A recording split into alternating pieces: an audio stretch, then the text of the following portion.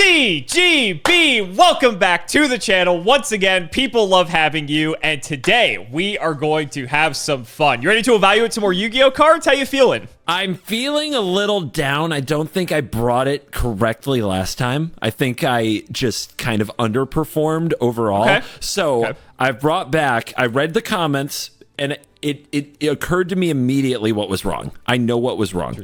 I wasn't taking notes. That's it. That's it. You know what? Did you have the glasses too? That you might have forgotten your glasses. I as well. did forget the glasses. So the notebook is back, and we could call these glasses. So what we're going to be doing today is we are going to be delving into some classic Yu-Gi-Oh cards. Before we get into some of the more complicated stuff, I want to just emphasize today's episode on special summoning specifically. I think last time you may have not understood just how important special summoning is in Yu-Gi-Oh. We call it special, but honestly, it's kind of the main mechanic of the game. And remember, special summoning is infinite. As long as there's no restrictions on the cards, you're allowed to special summon as many times as you want. So what I'm going to do today is I'm going to show you some classic special summoned based cards, and just like usual, you're going to go ahead and evaluate them, and you're going to tell me if you think it's good or not, and if it ever served any time on our ban list. You ready? Ready. All right, let's start you off with an easy one, and I know as soon as I show you this, you are going to laugh at the name. Mystic Tomato.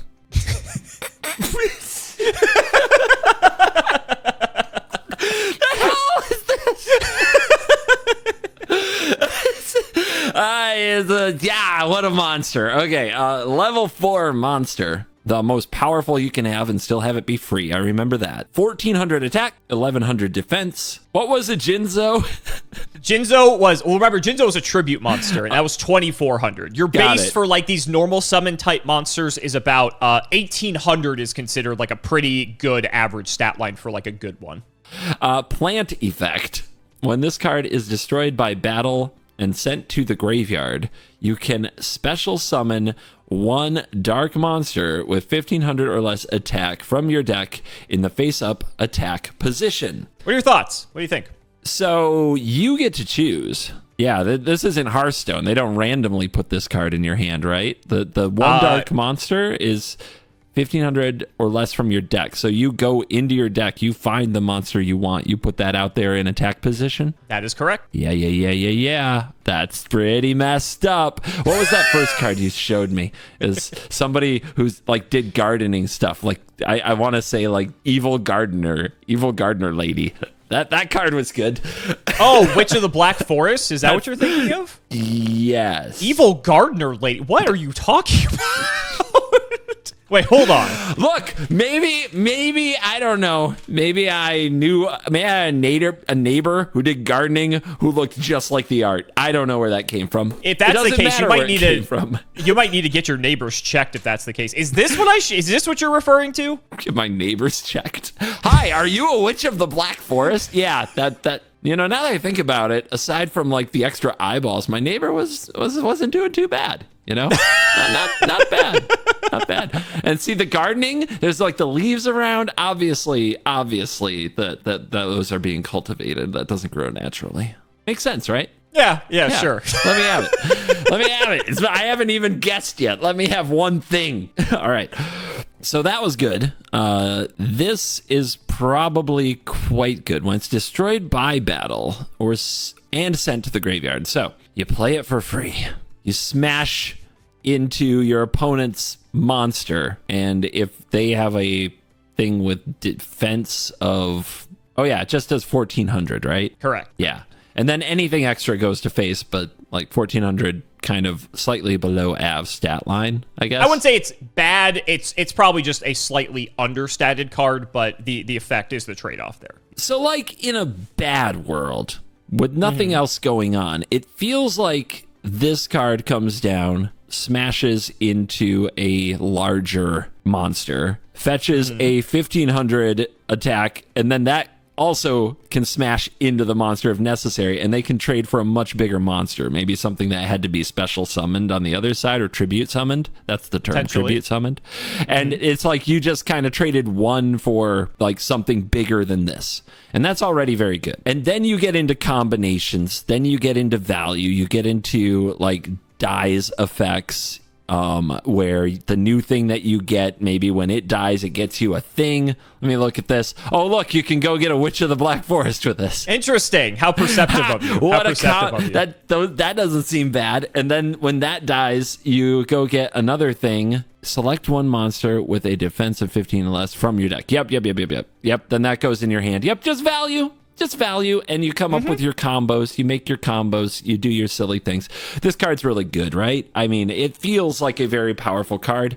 This is the last one that had a similar effect, was very powerful. If this were an insanely common effect in the game, I would be even more like, what the hell are you guys doing than I already am.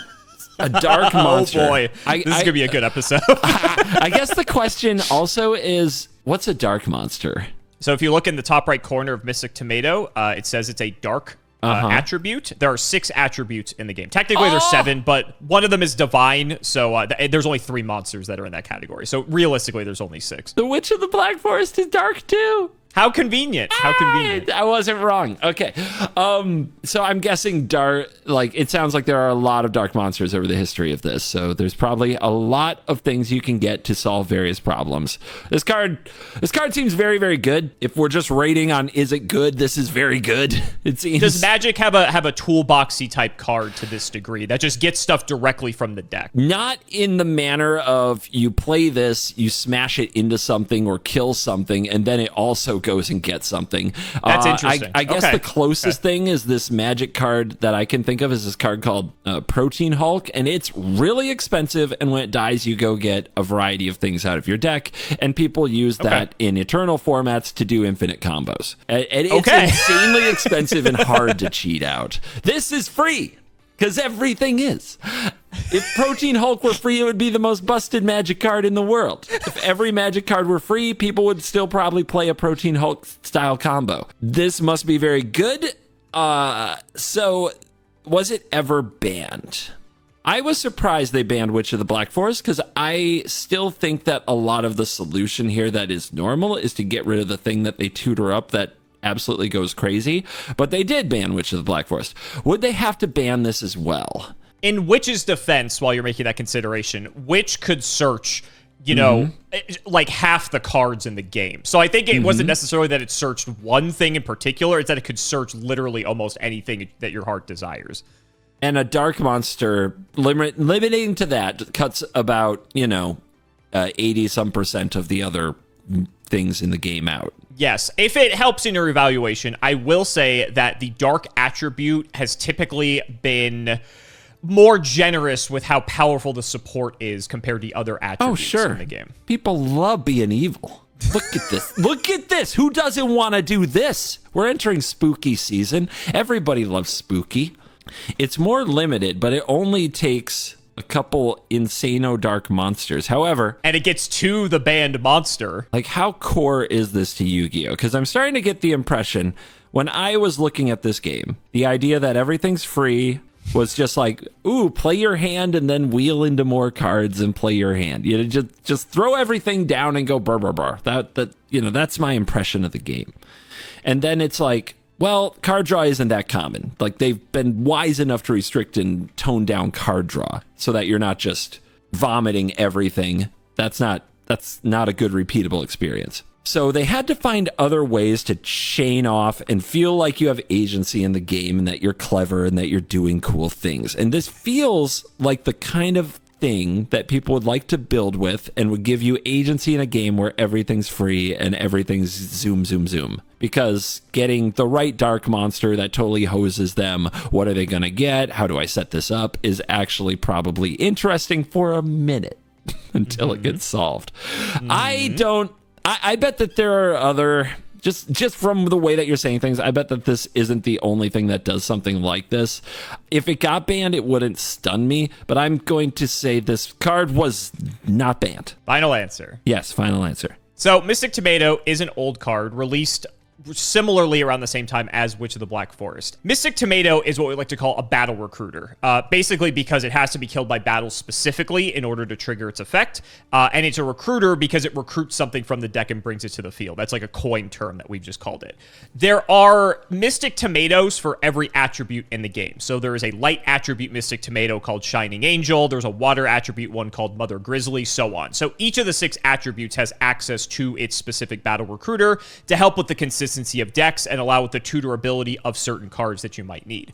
But like you noticed with Witch of the Black Forest, Mystic Tomato is probably the strongest of the 6 just because it is able to search some of the more powerful cards that I alluded to being in the dark attribute specifically. So being able to have your Mystic Tomato die to get a Witch of the Black Forest out, even if you take some damage, that's totally fine because you get to search your deck for anything and add that card to your hand.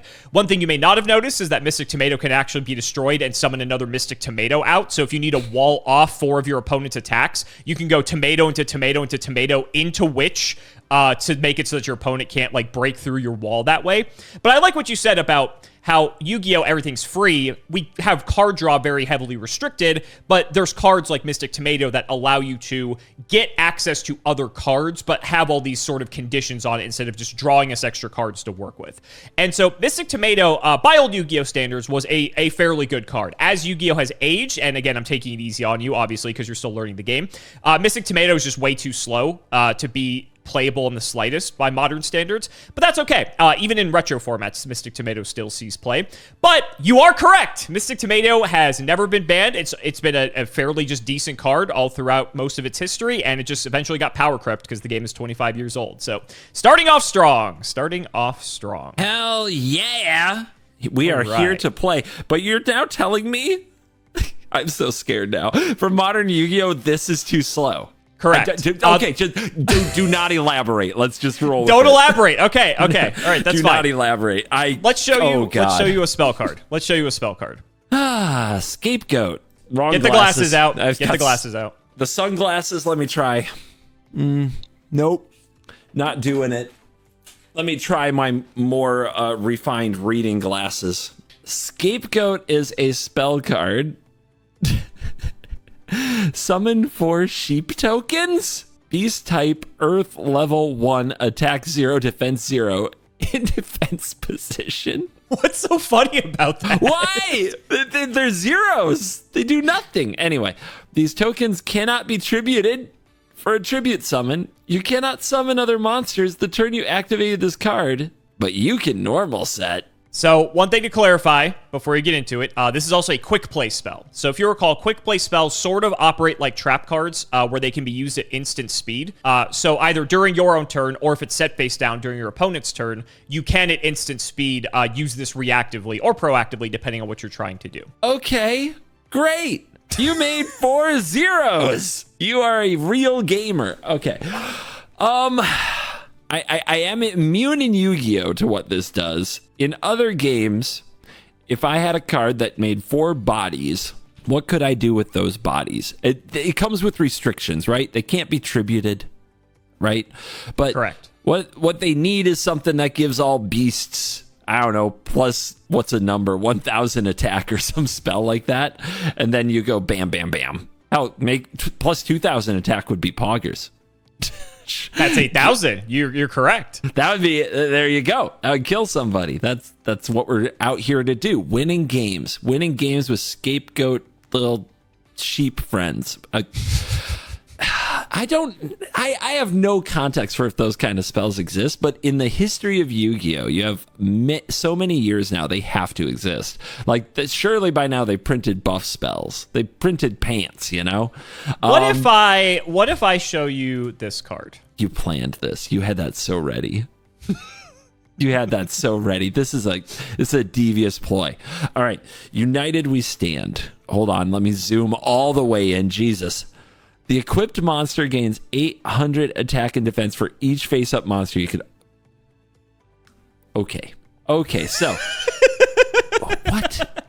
This is equipped, so this must be something you put on a monster. Correct. So if you see next to the spell card, there's a little cross-shaped icon. That means it's an equipped spell. That's the equivalent of like an enchantment aura in Magic. So you put this on your Jinzo. Hypothetically. And you play your other card here, your scapegoat. That's plus 2,400. It also counts the monster. No, it's more than that. It's plus 3,200, and it counts that's plus 4,000. Okay, I'm sure this has been done. I'm sure this has been built. Did this take over? Was this that good? Or is this a trap? Is this not worth it? I don't see how it's not worth it. That seems really exciting, and I can't imagine people not wanting to play with that. Whether or not it's good, I don't know if I fully grasp. Was it ever banned? Why wouldn't you just ban United We Stand? Because you want to print a lot of cards like these. They're exciting, right? Make one thing like punch extra hard is exciting. People love this stuff. Why would Scapegoat get banned? Because there's no other card that makes 4 pieces of just meat to throw on a battlefield? Is that true? Is this the only card that does that? Are there cards that produce 5 or 6? You would show me those if that was the case. So there probably aren't. Are there other cards that produce Yu-Gi-Oh! 4? Remember, Yu-Gi-Oh! We only have 5 monster zones. We're not Magic where we can play as many things as we want. So we do have a limitation there. Okay, so this is pretty much max. Like you Correct. would only, if you went over this, you would literally be making a pile of poop. You just didn't do nothing. Okay. And are there any, that's the question, is are there more cards like this? Is this just a regular part of the game, or was this breaking some fundamental rule? Obviously, it's a sick combo, but it also dies to removal unless you can somehow protect it. I mean, I bet that's a deck. I bet that's an archetype of just trying to get all in with one giant thing because people love that. But traditionally in Magic, those kind of things don't get banned because they die to removal. And you've shown me cards that would absolutely mess somebody up for going in on something like that. So there might be a different strategy. There might be another thing that's in Magic, I'd be looking for things that say whenever something dies, this bad thing happens, or you get to tutor for another thing. And in that case, making 4 of these and smashing them into your opponent's stuff, getting things to die, and then tutoring out stuff would be busted. So, there might be other strategies. Still, I don't think this card is the problem. I don't think this card is the problem. This is an innocent card. This card wasn't banned. This card is just cool. Look how cute it is. Look how innocent it is. Yeah. It might even be part of a bad strategy for all I can tell. So, nah, it's cute. This is fine. This card's fine. We're fine. Final answer. Yep, glasses are off. Final answer. All right. So, Scapegoat is a fun old card. Typically, how people use Scapegoat is in a defensive sense. So similar to what I explained to you earlier with the Mystic Tomato chain to kind of wall up, most people would use Scapegoat where if their opponent has several monsters on the field, they need to protect their life points. In response to the opponent declaring an attack, they would flip up the Scapegoat because it is a quick play spell. They're allowed to do that at instant speed in response to the attack. Then you would get 4 of these sheep tokens on the field. And now your opponent has to get through this wall. And that may not sound like a lot, but by old Yu-Gi-Oh standards, that's actually just enough to maybe buy you an extra turn or 2, and you're totally okay this card essentially giving you 4 monsters that don't do anything because it's giving you more time to see more cards in your deck. Remember, it's not, common for us to be drawing a million cards, so if you get to buy a turn or 2 with this card, that's totally okay. As Yu-Gi-Oh! Aged, Scapegoat became more and more of a utility-type card just because of the fact that the sheep tokens are level 1 specifically, for a reason we're not going to go into in this video, but let's just say that it's a different type of special summoning mechanic that is not tribute summoning, that sort of takes advantage of the fact that these are level 1s. Also, other summoning mechanics as well that are other types of special summons. The Scapegoats, the fact you get 4 guys that don't really do anything can then be converted into a much bigger threat. There weren't really many cards, and there still really aren't to this day many cards, that Scapegoat can just produce 4 bodies on the field for you to be able to use in other ways. I showed you the United We Stand combo. This was sort of like the playground dream that if you could just do this 2-card combo, have a big guy, like you said, Jinzo, for instance, or just anything, you could just maybe one-shot your opponent or get them almost to the point where they're dead. That really just only happened on the playground. In practice, it wasn't too practical to happen, especially at higher tiers of competitive play. And so you are are correct. Scapegoat was never banned. This card is actually also in the anime as well, used by one of the, not the main character, but like one of the side main characters, if you will. Just a cute card. By old Yu-Gi-Oh standards, a good card. I wouldn't say this card's bad by any means, but also as Yu-Gi-Oh aged and these other summoning mechanics came to be, which we'll talk about in later videos, Scapegoat actually did re-enter modern play as being like a viable card to play for those reasons, which is kind of cool that we got to play with this old card after all those years. So I have a question, and sure. You might have answered this. It's just every time you come back, like locking in on this stuff is kind of like a whole new experience. Mm-hmm. What are your options when you attack? Because when you say wall up, like, I don't feel like it's like Magic where you choose what creatures block what, where the blocking player has agency, but maybe it is. And it's definitely not like Hearthstone where you can just go face unless there's taunt, right? Like, what are the options for the attacking and blocking player for combat? Sure. So think of it like Hearthstone, where the attacking player has agency, but the difference is every monster in Yu-Gi-Oh has taunt because you have to hit through the monsters before you can hit the life points directly. Does that make sense? A lot of things make sense now. Every Yu-Gi-Oh monster has taunt. Neat. Yep.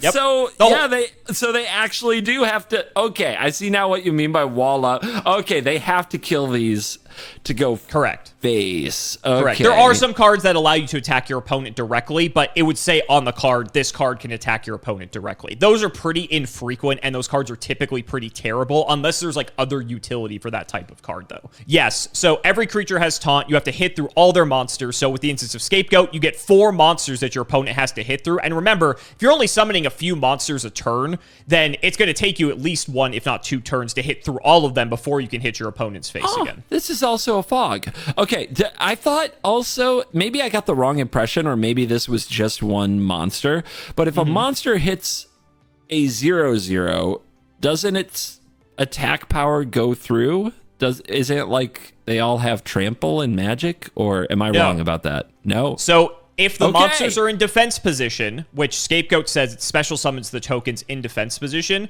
if a monster attacks a defense position monster, you don't take any damage. Now, if the Scapegoats were in attack position, you would take whatever the damage is from that battle. There is piercing, which is the equivalent of trample in Magic. So if a piercing monster hit over a defense position Scapegoat, then you would still take the damage like normal. Attack position versus attack position equal trample is what I'm, like, in Magic terms. Yes. Is what I'm hearing. And attack position versus defense position equal chump blocker equal no trample. Yes. He's getting it. Oh my god. Okay, this card is way better than I even thought it was. But that's good. Now you understand that context. You can see how this card's really good now. Okay. Cool. We're getting it, guys. It only took me 3 videos for getting it. It's okay. You know, comments are like, God, finally. Oh my, what They're going to be idiot. so happy for you. They're going to be so happy for you. One other thing I forgot to mention with Scapegoat quickly, too, is that if your opponent has removal for your back row, since it's a card you can use at instant speed, you could chain it in response. So not only do you get your wall to protect yourself, but your opponent wasted that back row removal spell on the card. So it's almost like you got even more value out of it as well. All right. Now I want to know, like, what is your back row? And I'm Googling Yu-Gi-Oh! Playmat. Nope, it's not coming up. So Let's similar to how we have 5 monster spell... here we go. Yeah, so similar to how we have 5 monster zones, we have 5 spell and trap zones as well. So you know how with trap cards or with quick play spells, how you can set them face down? You do have a maximum to how many of those you can play. And so the cards are also in the form of columns. They line up with your opponents. So there are some cards, especially more recently, they played with this mechanic. There are more cards that will line up. They'll have like column-based mechanics, we call them, where they will like interact with an entire column, which is kind of cool. Weird, but okay. Gotcha. Cool. Look at you. You're getting it now. You're getting it. We're locking in, babe. I told you I'm back to win this time. I'm not messing around. Been training all morning for this. Let's go. Okay, your next card. We showed you a monster card. We showed you a spell card. Let's show you a trap card. Call of the Hunted. Trap card. Target one monster in your graveyard. Special summon that target in face-up attack position. Okay. When this card leaves the field, destroy that target, the monster. When this card leaves the field.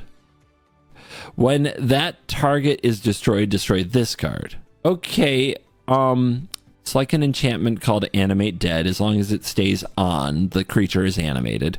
Okay. How do you destroy... Okay, there are cards that destroy trap cards. I remember this. Yes. It's like an interactable permanent type. Okay. It's a trap card. Does that mean... It doesn't appear to have anything specific that activates it. So does this mean on your opponent's turn, like you can activate this, bring a thing out of the graveyard, and then they have to attack it? So since it's a trap card, you as soon as after the turn you set it first and you pass play to your opponent, at any point at instant speed, assuming you have the opportunity to do so, you could flip this up to target a monster in your graveyard and special summon it in attack position. But you could also wait till your turn comes back around to you and do this on your own turn as well. Either or. And it definitely comes back in attack position, which isn't as good for defense, but I guess could be fine. There are probably times where it's fine. Yeah, reanimating is pretty good. Cards that do that at a low cost in Magic are premium and awesome. This does it for free because everything is. That's going to be the meme. The special summon means it doesn't count towards your summoning restrictions. Correct. So it keeps cooking. Your turn just keeps going. So you said this video is focused on special summoning. So Correct. I'm imagining you contribute something or special summon something. It can have an effect or maybe smash into the opponent's thing. Then go to the graveyard. Then you play this. You bring it right back. You do the thing again. You get back your tomato with this and you're cooking, baby. You're cooking for value. So obviously it's good. Also, you showed me a card that specifically went after graveyards last video, and this is the kind of thing that means, yeah, we've got to watch out for that, right? This is a red flag. There might be better versions, but it's hard to imagine because this is just kind of exactly what you're looking for in that. Bring something straight out of the graveyard. If you have a way to discard it, bring it straight out. If you have a way to just smash it in the opponent's thing, bring it straight out. Get your effect from like having it entering the battlefield, bring it back, do it again. That stuff can be toxic with the right things. So this card is good. Was it banned? It depends. Was it banned? God, we're going down this rabbit hole again. It depends. Is this a common effect? How common can this be? Like, how many different ways can they make returns from graveyard to battlefield? And I'm not asking you, I'm reasoning. Don't answer that. In Magic, they have printed this card 100 times. Thousands of times. But is it free? No, and that's the variety, the cost. The cheapest version of it with a huge downside is 1 mana. Okay, and that version What's the huge they downside? are not going to print it again. You lose life equal to its cost.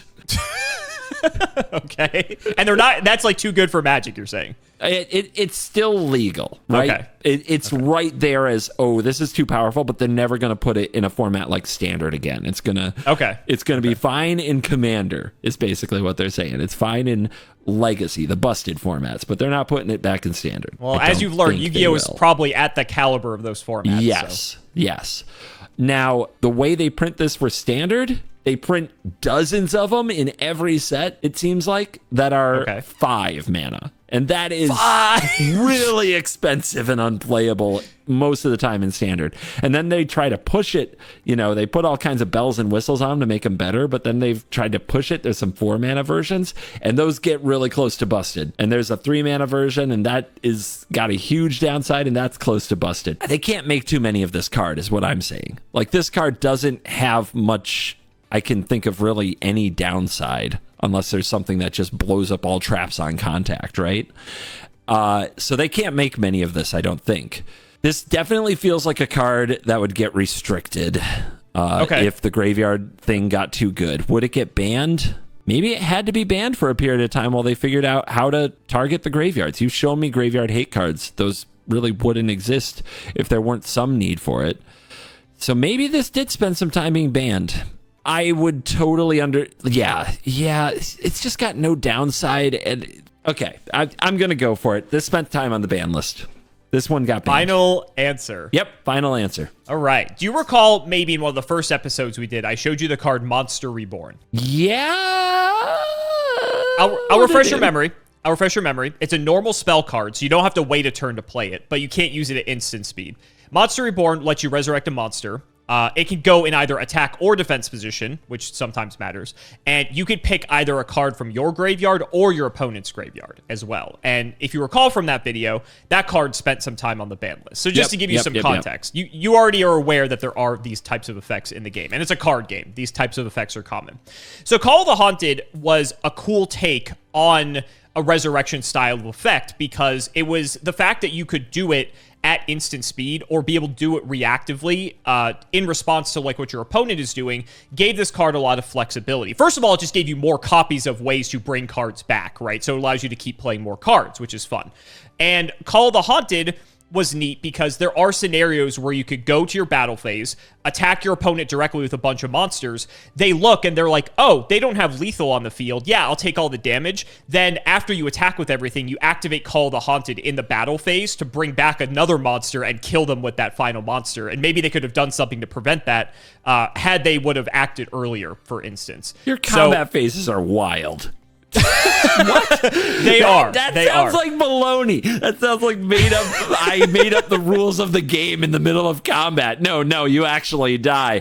Boy, you would love the anime. You would love the anime if you're saying that. So anyway, there's also ways to use Call of the Haunted defensively. Now, although the monster gets special summoned in attack position, let's say your opponent has 3 monsters on the field and they're weenies, and they go to attack you. In response to the attack, similar to Scapegoat, you could activate Call of the Haunted to resurrect your biggest monster, and maybe that biggest monster has a high enough attack power that it walls off your opponent's 3 monsters, so now they can't actually attack through to your life points, and they've just wasted their combat step as a result of that. Okay.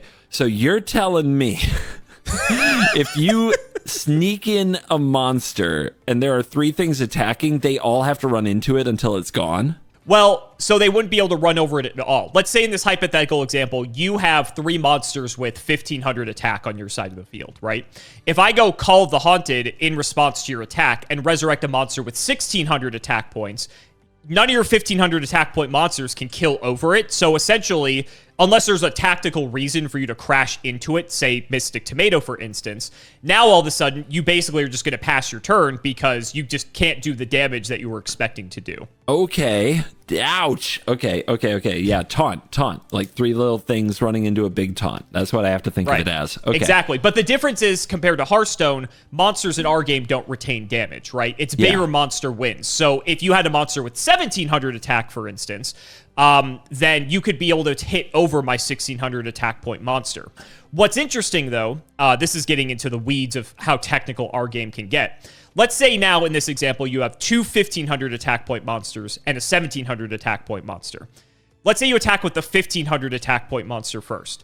If I activate Call of the Haunted to bring back my 1,600 monster, the 1,500 monster can't get over it. You have the option to declare an attack again because the monsters on the field changed, but you can't get over it. So now that monster isn't actually allowed to attack for the rest of the turn because it like attempted to attack, but you're deciding to call it off. What now, kind of baby rule is that? Oh no, now there's a big monster and I'm gonna run away? Cowards! So, bite, you fool! Your 1,700 could hit over it, and then your other 1,500 could hit me directly, for instance. But now I prevented you from hitting me for an extra 1,500 damage because that one monster isn't able to attack anymore. So just some like cool little tricks that you can do with this card. And at the end of the day, you're still bringing back monsters from your graveyard. And so for all the reasons you said, you know, you can reuse effects again. The downside of this card is that, yeah, if Call of the Haunted gets destroyed, then your monster gets destroyed too. But like, who cares? Like, it doesn't matter. Like, that's fine if they destroy it. Like, cool. They had to destroy it somehow, right? But yeah, fantastic card. And it was banned. There was a point where in Yu-Gi-Oh, the critical mass of cards you could resurrect from the graveyard was too strong that Call of the Haunted did serve a short sentence on the ban list. By modern standards, Call of the Haunted is probably still like an okay card. It hasn't really seen any play just because there are better things you could be doing. But it is a perfectly like just decent card all around. Fantastic card for old Yu-Gi-Oh as well. That's how good I am. I understand nothing and I'm nailing it. No, you're doing great. You're 3 for 3. Dude. I'm impressed. Yeah, baby. I told you I'm coming back strong today. All right. Well, let's see how strong you come back when you look at this card. Vampire Lord. Level 5 monster, 2000 attack, 1500 defense with zombie effect. If this card inflicts battle damage to your opponent, declare one card type monster, spell, or trap. Your opponent sends one card of that type from their deck to their graveyard. Once per turn, during your next standby phase, after this card in your possession was destroyed and sent to your graveyard by an opponent's card effect, specialist summon this card from the graveyard. I need a bigger notebook. Hell is all this? Okay. So we've got some interesting stuff going on. If this card inflicts battle damage to your opponent, declare one card type. Your opponent sends one card of that type from their deck to the graveyard. Their choice? Is it their choice? So they grab their deck, go find one thing of the type you chose, and have to put that in the graveyard. What if they don't have, okay, paper card game, let's have some fun. What if they don't have any? Then they just don't send anything. Okay, what if they say they don't have any? Do you get to look at their deck? This is funny. In old Yu-Gi-Oh, there are cards that require you to look at your opponent's deck to confirm that something they're trying to do is true or not. Over time, they have amended those rules to basically say, okay, you are a player that is going to be a good player and not just lie to your opponent's face. So essentially, you don't get to check their deck if they say they don't have that card by modern standards. Bro. And then if you catch them that they're lying to you, then you could just call a judge in that case and just be like, hey, here's what's going on. But sure. I will say that has probably rarely ever happened. Okay, sure. Judge, the card's stuck together. I don't know what you're talking about. And it's their deck too, so it's oh, Judge, it was in my hand at the time. How do you get around that? I gotta be honest with you, everything you're saying has probably never happened. Or if it's happened once in the history of this game. So what? No way! Are y'all No. Are you guys all angels? What is this? It's just what you're saying is just so unlikely to happen, right? Because okay, there's a 40 card deck. And so if you're looking at the basic composition of a deck, especially by older standards, older decks would have anywhere from 18 to 22 monsters and then 10-ish spells and then 10-ish traps, right? Maybe more spells than traps. So maybe it's 18 to 20 and then 12-ish, 15 spells and then maybe 5 to 10 traps, depending on the type of deck that you're playing. So statistically speaking, it's so unlikely for that to happen. That's why I'm you're coming up with this hypothetical. Okay. Everyone in the comments is going to be laughing at this. That's all. Probably. That's all. I mean, look, for those of you who don't watch my stuff, all right, I don't make cheating scandal videos. I almost never talk about mad MTG cheating scandals, but I've seen them all, man. There's immediate alarm bells, and I'm just what? Okay. For instance, I've got to figure this out. There's an old card called Mind Crush. Mind Crush is a card that says declare a card name, and then your opponent has to discard all cards of that name. Originally, it didn't say it on the card, but Mind Crush people would look at the opponent's hand to verify that they didn't have any copies of that card. Later, they changed it and said, okay, you can't do that anymore, and your opponent just has to straight up just be honest with you. And they changed it. Mind Crush sucked because now you don't get the hand knowledge anymore. And so people just stopped playing the card. But it was never really an issue at the end of the day. If people are going to lie, then they're just going to get booted out of a tournament. All right. I'm down for this. Okay. I mean, I would like to believe that sounds very wholesome and wonderful. This is the special summon video. CGV. Yeah. So that was one of my things for evaluating this card. Right? Because if you I remember what you said about hand knowledge, lock that in. It blew my mind. And the idea was if you hit them with this, if you got to see their deck, the reverse engineering of what a deck has and would normally contain means you also know their hand. If you get the time you need, or if you're just really good with, Rain Man style memory, right? You see what's in the deck and you can divulge what's in the hand. Right? and you can play around everything. So that would be busted. So it's not that. It does feel like you could still divulge something about the opponent's hand when you name a type and you see what they put in their graveyard. You know what I mean? Maybe a little? Yeah, we're listening. We're listening. Mm-hmm. A really good player, I think, could do that. Could at least get something from it. Info is info. My other first thought is you don't want to put things in your opponent's graveyard because the graveyard's a second hand, but maybe that is mitigated by declaring a type. Maybe reanimating spells or getting spells back isn't normal, not something that's common, so that's what you're planning to name. And maybe this thing can take win cons. Maybe this can hit you and take win cons. Now, that's all on the if you hit your opponent thing. And then the other part of this is it comes back for some reason. So to clarify, it says inflict battle damage. That would also count if it runs over an opponent's attack position monster. It doesn't have to hit face. It doesn't have to hit face. Yeah. Yep, that's right. Trample. Yep. Attack on attack is trample. Yep. Yes. And it special summons from the graveyard, which means you can keep playing more stuff. It feels like you can get a lot out of this card. And the rate seems okay. Rate seems perfectly there. It seems like you can get a lot out of hitting people with this card, and I bet they hate it. I bet it's not fun for the opponent at all. Did it have to be banned?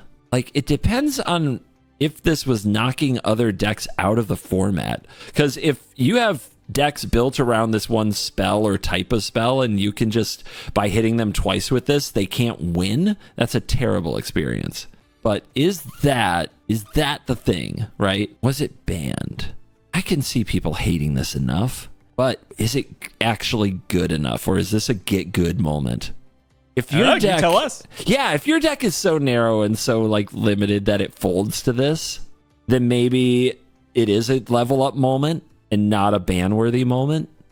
Although it is really weird for me that your format like kind of rotates based on bans. So this is the way I have to look at these things is a little different. If this just pisses people off and makes their deck unplayable, then at some point you ban it for a window just to give them a chance to play it. Sure. All right, I'm going to try that logic. We're going to see where it gets me. This card was at some point banned. Final answer. So your compatriot Raren also got to evaluate this card. Vampire Lord is a very neat card. The artwork's fun. It's got a lot going for it. First of all, it's just got like good typing. Being dark attribute, like I said, is kind of like the most coveted attribute in the game because it just gets the most support, has like the better cards. So it's got that going for it. 1500 defense. You've seen Witch of the Black Forest, so you could hypothetically search this card directly from the deck at any point if you want it. There's also a battle recruiter, you know what that is now, similar to Mystic Tomato, called Pyramid Turtle.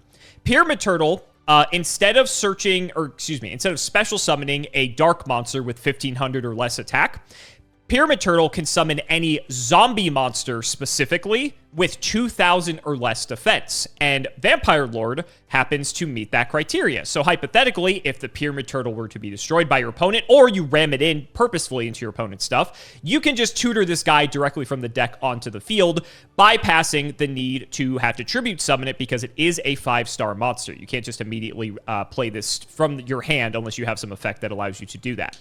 The first effect that you were analyzing more so than the actual special summoning effect is more of just like a bonus on this card. You're typically never going to call monster because, like you know, we've seen cards like Call the Haunted, Monster Reborn. Letting your opponent pick their best monster to send to the graveyard to allow them to set up for like a big play is probably not the best. So typically with Vampire Lord, you would call either spell or trap. There are ways to get back the spells and traps in Yu-Gi-Oh!, but they are more fewer and further between than getting back monsters, and they require a bit more setup. And so, as a result, being able to send your opponent's best spell card or trap card to the graveyard, granted they get to pick, but there's fewer of them in their deck, most likely, and also, a lot of these cards may not be banned, but they might get limited to a single copy. So if your opponent gets into a situation where they only have a few spells or traps in their deck and they're all limited to one, just because that's one of the way they balance the game, then all of a sudden they have to send the worst best spell or trap card to the graveyard, and that could hinder their future draws potentially, depending on how long the game goes. The highlight here is actually the inevitability that Vampire Lord has. So Vampire Lord being immune to destruction is not immune, but it just keeps coming back essentially. It's just really annoying. It's something that you need to just get a bigger monster to the field in order to deal with it in combat rather than using just any spot removal to kill it because it's just going to come back and continue to be annoying. But it was never annoying enough that it made its way onto the ban list. So you are incorrect. You sound too happy about that. I do. Raren got it wrong too, if it makes you feel better. All right. He said Raren said this was banned? I'm pretty sure Raren also got this wrong. I'm pretty sure. Yeah, put in the clip. It's all right. It's all right. It's easy for us to overanalyze cool deck You destroying overanalyze? things. Never. No. Never. All right. Speaking of overanalyzing, let's see what you think of this. Reasoning. Overrated already. Your opponent declares a monster level. Excavate cards from the top of your deck until you excavate a monster that can be normal summoned /set. If that monster is the same level as the one declared by your opponent, send all excavated cards to the graveyard. If not, special summon the excavated monster. Also send the remaining cards to the graveyard. Okay, pick a level. They pick a level. If what you flip is that level, get it, but you still get a ton of stuff in the graveyard. And if what you pick is any other level, you get it, and you send some stuff, maybe, depending what you reveal, to the graveyard. In my Magic brain, immediately I'm like, well, just don't play any monsters. Flip your whole deck over and play some card that wins the game for having no cards in your deck, because that's what we do in Magic. Interesting you say that. Okay. Yeah. That's how you combo, right? You somehow win with no cards in your deck, or maybe you activate your graveyard as second hand with a card that lets you cast everything from your graveyard. That's exactly what comes to my mind. That just immediately don't even play this game, this cool thing. Let's not even evaluate. Okay, if this card does what it was designed to do, let's just look at the really screwed up shit we can do. All right, forget it. Who cares about this monster? Anyway, maybe is there like a no-win situation? Maybe there's like one monster, and even if it goes to your graveyard, that's fine, or it does something from the graveyard. So even if the opponent names that level, they're still screwed.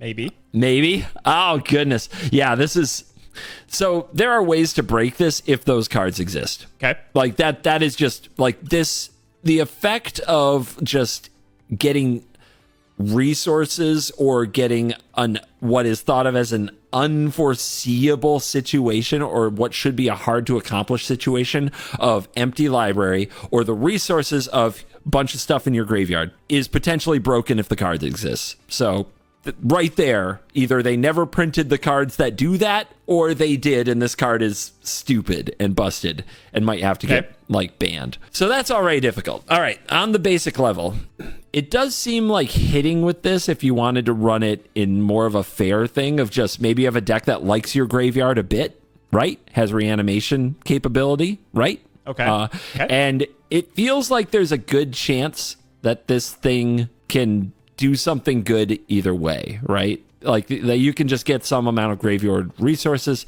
Obviously, this only looks at the first monster you see. You said it's not common to reanimate traps or spells, but you're filling your graveyard with something, right?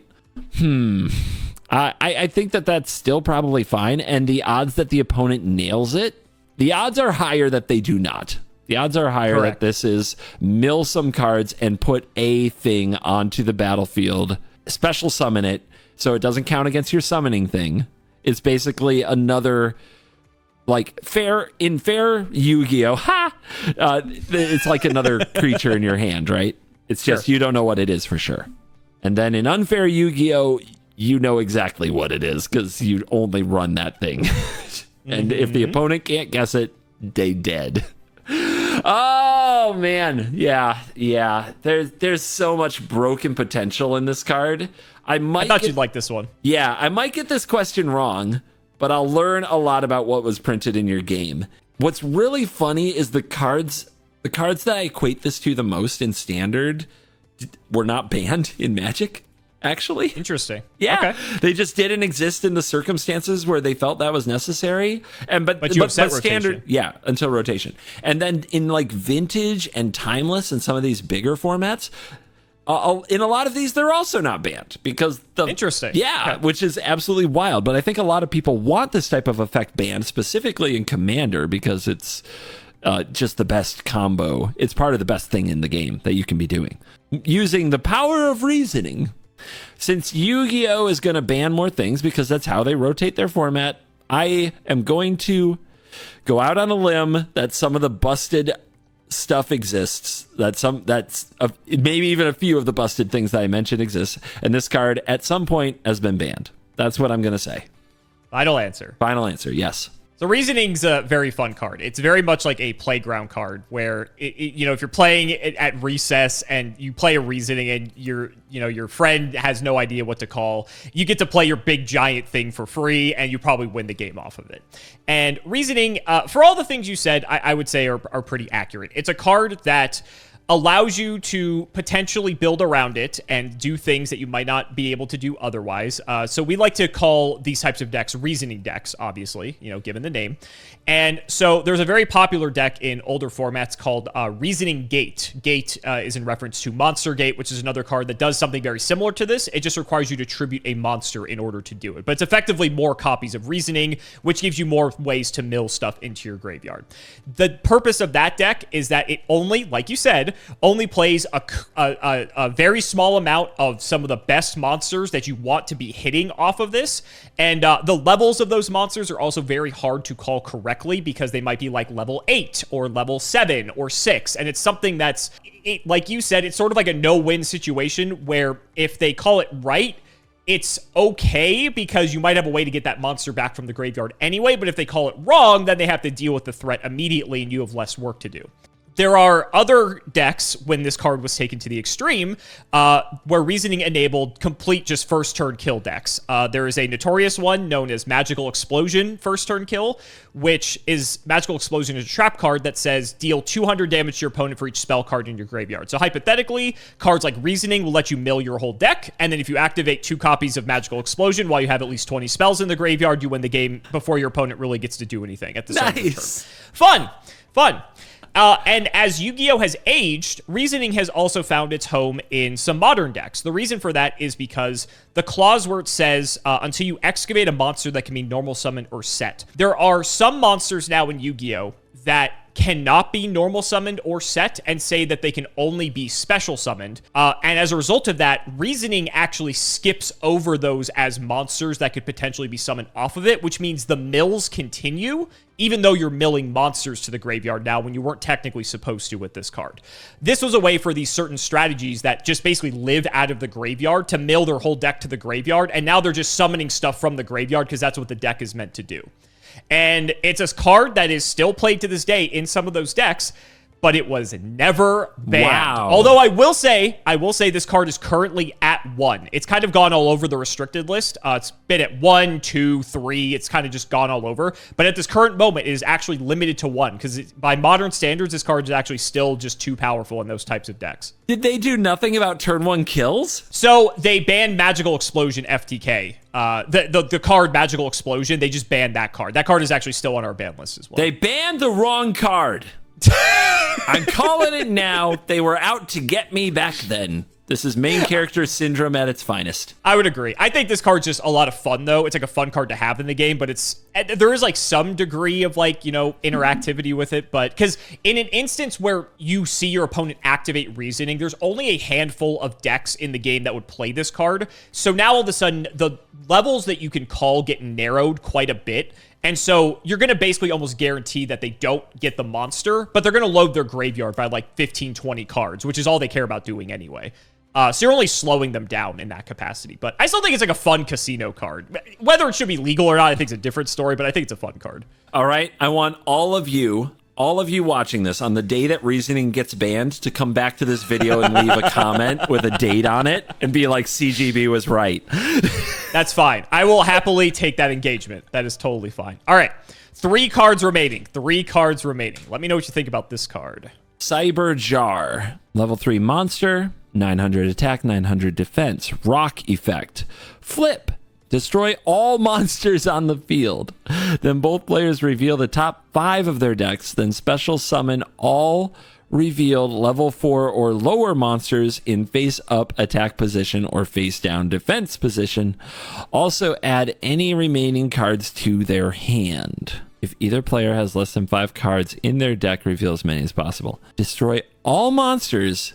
Both players get basically a draw 5 with immediate summonings for level 4 and below. Flip. So you have to play it in defense position. When it's either when you get attacked, you can flip this? Yes, so when it's attacked, the monster would flip face up. If it has a flip effect, that would immediately activate on the field before determining whether or not the monster would be destroyed. Alternatively, if play passes back around to you and this card is still set face down from the turn prior, you can manually flip it up yourself if you so wish. And more combat-y questions that I'm sure I'll get the hang of some point. So if they attack and then this flips and it destroys their stuff, do they get another chance to attack with the things they put out? Correct. They do? You're still in the battle phase. There's no summoning sickness in our game, CCD. Yeah, but they already attacked. Like, there are windows, there are structures there to these things. Like, how can they just be like, okay, now I attack again?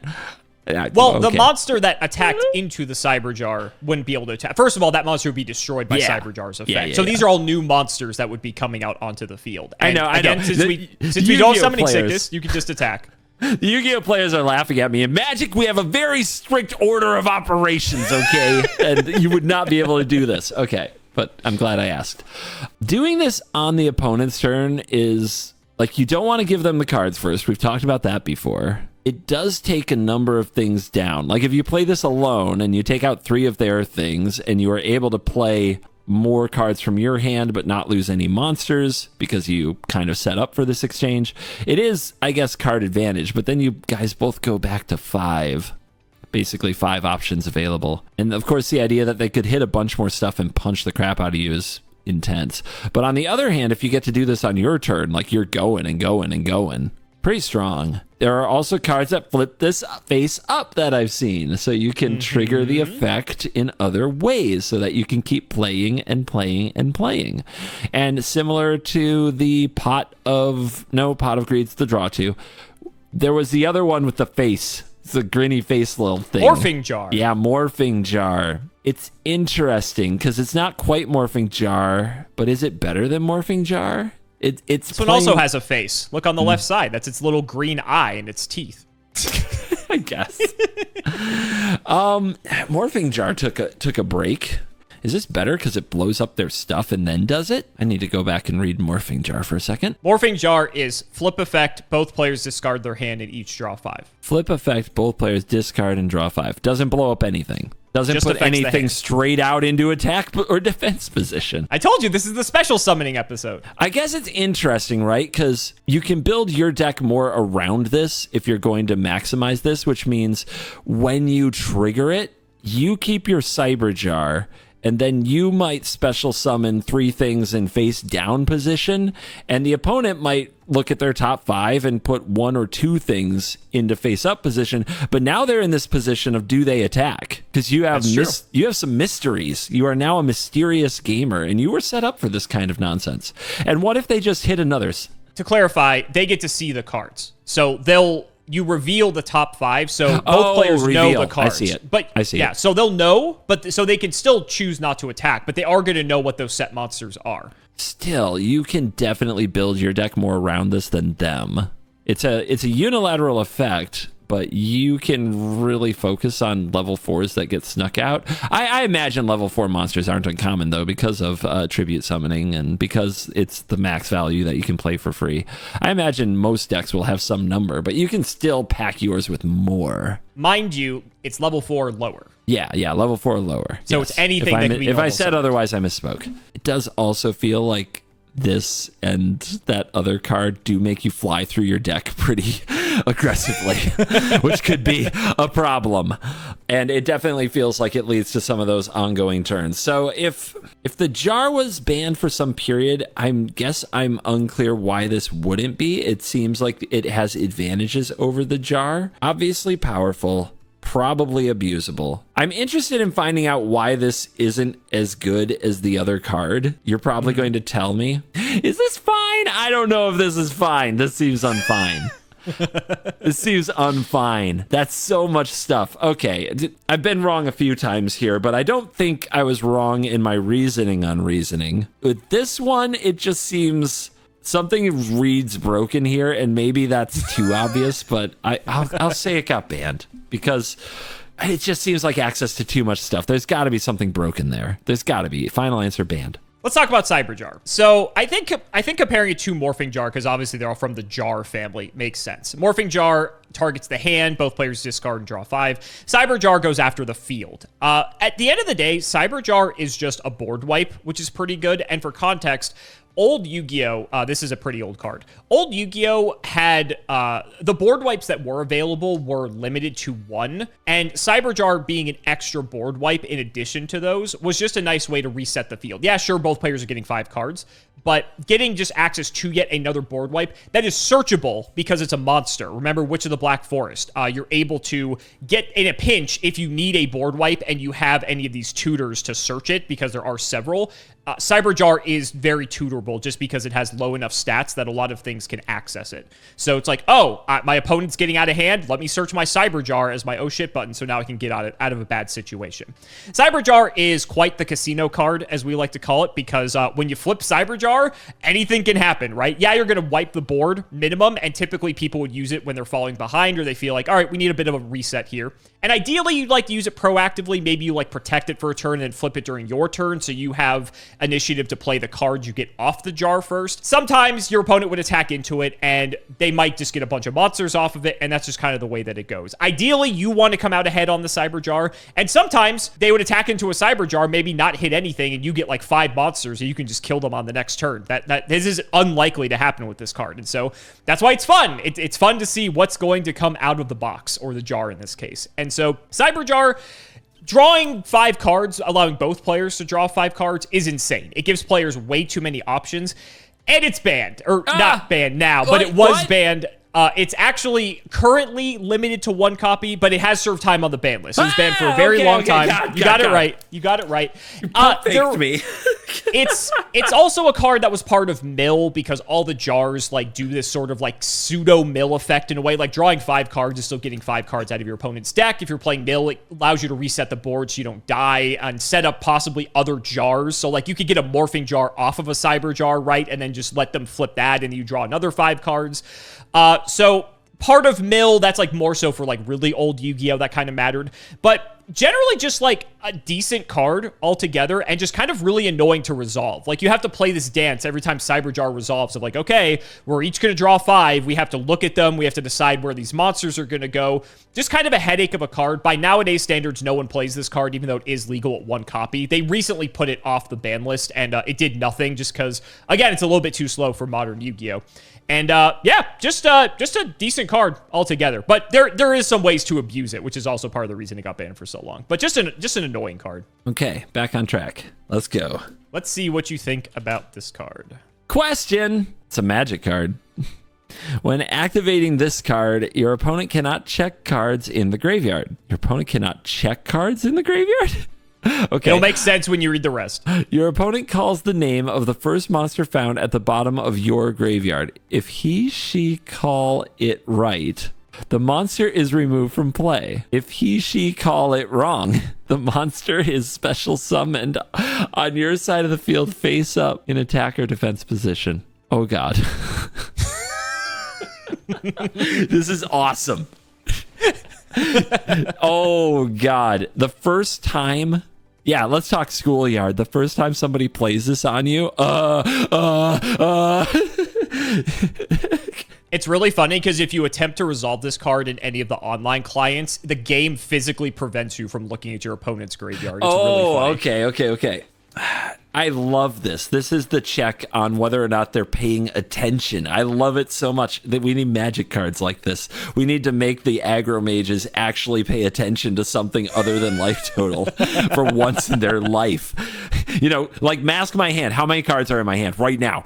What is it? What's the number? Pick it, right? Like that's a really good thing. I like to unnerve people when playing Commander when I say like 4 cards in your hand, right? And they're like, huh? you know, because they've been over there like just fidgeting and stuff, and there are like so many players to keep track of. It just like throws them, and they're like, God, you're right. I love that. I love that feeling. I love all the little variables that are usually useless. So here's the question. Is this ban worthy ever? Is it even good actually when you get to the second level? I mean, it's busted if there are cards in the game that say like your graveyard is face down, no look-see. I don't think that's real. I don't think it is either. That doesn't sound real at all. You also have to keep your graveyard in a certain order. That became an issue in Magic because like there were some cards, really old cards, that said if it's like the third creature in your graveyard, effect happens, right? And then over time, the graveyard became a second hand, so people would sort their graveyards and anyway. That probably, so that's the thing about that is it's the only reason I can think that they banned this card is because maybe it was the only card they ever made that kept track of the order of the graveyard. You're laughing, and that's making me think it might be right, and I don't want to be right. Because evaluating this, I would say there's no way they have to do anything about this because it's a skill check. But the way you're laughing makes me think maybe, like, you know, several years into Yu-Gi-Oh, everybody had to keep their graveyard in a certain order and like hidden. Also, the logistics, if somebody ran this in competitive Yu-Gi-Oh, of the other player knowing it could happen and always being like, I need to check your graveyard. Like you're about to make a play and they're like, can I see your graveyard? And you're like, no. Like, do you respond to them trying to look at your graveyard with this? So there are, I can see like gameplay problems with it. That's the only reason I think it might have been banned. And you're giggling, and that makes me think that maybe this was to see if I could sniff it out. But I smell it. I smell awkward social interaction a mile away. This is awkward social interaction all over it. The opponent's like, let me see your graveyard. Question. No, you can't. It's like who did what? Who witnessed the event? Who said what first? Did that get this card banned? Oh my God, that would be so funny because as intended, the spirit of the card, I don't think it had to be banned, but maybe it got banned because of this shit. Oh God. So they shouldn't have to ban it, but they might have. And that's happened in Magic. Cards get banned because they shouldn't. They did something to the game that wasn't expected. I haven't seen a card like this so far. Okay, this got banned for awkward social nerds got this card banned. That's what happened. Final answer. Yes, final answer. Let's go. So in Yu-Gi-Oh, you are not allowed to change the order of the cards in your graveyard. Until about several years ago when they decided to change that rule and make it so that because similar to Magic, in Yu-Gi-Oh, the graveyard has essentially turned into a second hand, and they thought it was ridiculous that you were not able to change the positioning or ordering of the cards in your graveyard for being able to maintain certain effects, or if there's a lot going on, just to be able to organize things in a particular way. So they changed the rule, and that became a conflict with one card in particular, and that card was Question. And so as a result, you can imagine that the fate of Question was sealed, and that the card was not banned. Okay, I mean, fine. I'm glad I snuffed out the case, though, that would probably make people think that. So how do they handle this? How do they handle this now? Oh, this card sucks. They don't care. No Really? one has played this card ever. This card's terrible. Because you just never get it right because people are smart? Or no, it's not even that. Like I showed you Call the Haunted earlier in this video. Why would you hope and gamble that your opponent is going to forget what the first monster that hit your graveyard was when you can just guarantee pick any monster from your graveyard and resurrect it that way? And it's just, this card is awful. Like this is like total Timmy card that people are like, yes, oh, I'm gonna get them with this card. And I'm sure on the playground plenty of people lost to Question because like the best monster in the game was the first card in their graveyard because they like milled it with some card and they won because of it. But this card is awful. It has basically never seen any sort of play whatsoever aside from like locals when people are just trying to like mess around with it with like maybe some gimmicky deck that there's like a reason you want to play. The only justifiable reason for playing this card is as a gimmicky combo piece for some sort of deck that's like trying to win the game and you need like an extra way to special summon things out of the graveyard. Because in early Yu-Gi-Oh, because a lot of the cards I'm showing you are classic Yu-Gi-Oh cards, there were very limited ways to resurrect things from the graveyard early on. I've showed you Monster Reborn. I've showed you Call the Haunted. There were some of these effects, but many of the cards were either banned or limited, and so sometimes people might want to dig for another really bad Monster Reborn, so they might look at Question as a possibility for some gimmicky combo deck that they may be playing. But that's it. That's the only reason you'd ever consider playing this card. This card is actually just fucking terrible. True.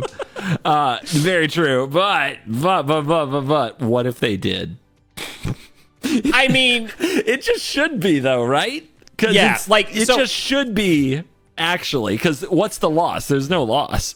Yeah, so that's the whole thing, right? They changed the rule, and like the only reason they hadn't changed the rule was specifically because of this card, and it basically took the community saying no one is playing this card, no one will ever play this card again, especially because this is just so slow by modern Yu-Gi-Oh! Standard. Because again, you don't even get to pick the card; it has to be the monster on the bottom, right? So it's like, unless you specifically make sure the bottom monster is like what you want, it's not even that great. You don't have like really much of a choice in what you're getting back. So they just decided, okay, no one's ever going to play this card again. This card barely has any printings for that matter. Sure. So that shows they just didn't even want this card in the game anymore.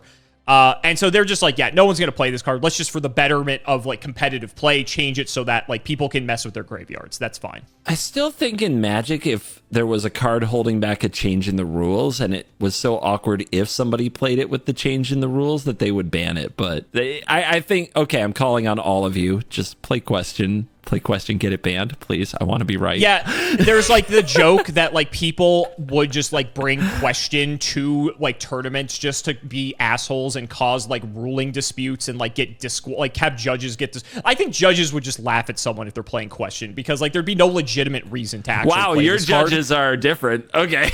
Yeah, maybe I'm wrong, but I mean, just based off of the history of this card, I would be surprised if that were the case otherwise. Someone in the comments could tell me if there was some other use for this card, because as far as I'm aware, there wasn't. And like I said, maybe some fringe gimmicky like FTK deck tried to play this, but even that I think is a stretch. I think there were just better things you could have been doing. Okay, so I was laughing hysterically, but I was also kind of baiting you at the same time. Yeah, well so played. Last card. Tell me what you think about this. A lot of words. Holy crap. What have you done? You're used to this. You play Modern Magic. You're fine. I don't play the Modern format, to be clear. That's true. All right. Blackluster Soldier. Envoy of the Beginning. Level 8 monster. 3,000 attack, 2,500 defense. Warrior effect. Cannot be normal summoned or set. Must first be special summoned from your hand by banishing one light and one dark monster from your graveyard. Once per turn, you can activate one of these effects. Target one monster on the field and banish it. This card cannot attack the turn this effect is activated. If this attacking card destroys an opponent's monster by battle, it can make a second attack in a row. So we know about dark good, and now we have this that is light. So I'm guessing getting dark monster to your graveyard, not the end of the world. If this is powerful enough, then get a light one. Okay, it's a level 8. So tribute summoning is sacrifice 2 monsters, right? Well, you don't tribute summon this. But if you had summoned or set. If you had, yes, you would have to tribute 2 monsters. Yeah. So instead what we have here, banishing 2 monsters from your graveyard, like that's better, I think. Because you got to use them and didn't have to have them still on the field, which the opponent could try to like manage your board probably in some way. So like they deal with the light monster, they deal with the dark monster, then you're like, boom, this monster. And they're like, oh, that sucks. I guess you can try to protect the opponent's graveyard from having things, but we saw some graveyard hate, and I don't know about that. Anyway, once per turn, activate one of these. These effects are crazy. Just banish it out of there. Pretty good. Unbelievable, probably. If this attacking destroys by battle, it makes a second attack, which means it can go punch some face or punch another thing. And this thing's a killer. I mean, this is... I asked you in the past for big Timmy monsters. This is a Timmy monster to me, baby. This is a Titan. This is a... Oh, it's a boss. I don't think that the special summon requirement is too hard to meet. Maybe I'm wrong, but it doesn't seem like it. Seems like it's pretty meetable, pretty doable. And then when this is out, just right away getting to do these effects is pretty wild. Kind of a control-y card, I guess, because the one thing you could say is that if they don't have a board, this just hits for 3,000, but maybe saying just hits for 3,000 is not too bad. Good Lord. Yeah, the worst case is if you can't summon it, but it seems like that's very doable, which I think makes this card very good. Was it ever banned?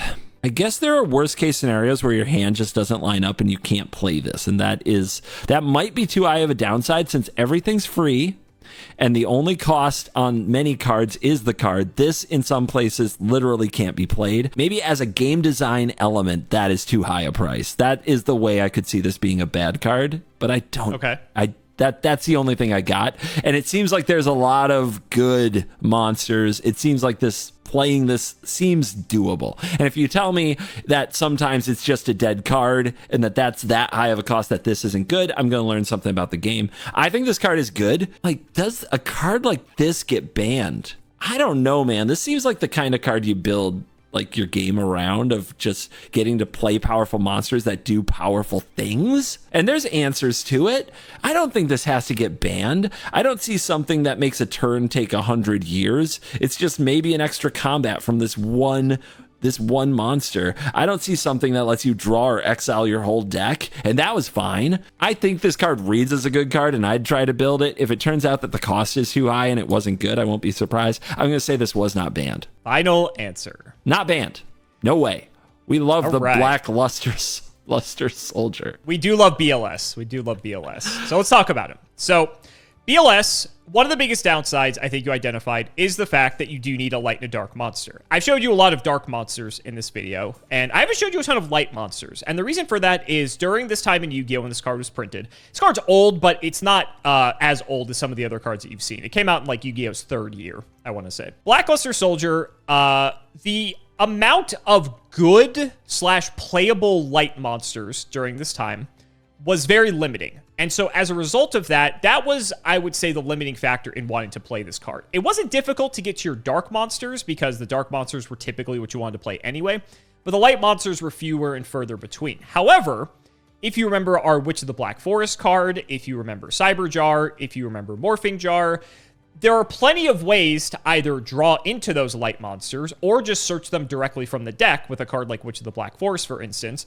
There's also ways to mill them to the graveyard with, dumb cards like Reasoning or any of the other like mill type cards that I've showed you before. Even though the light monsters weren't nearly as good as the dark monsters, it didn't end up mattering because it was fine. You were able to get to them consistently enough that it made this card a bomb and a boss that it was worth playing overall.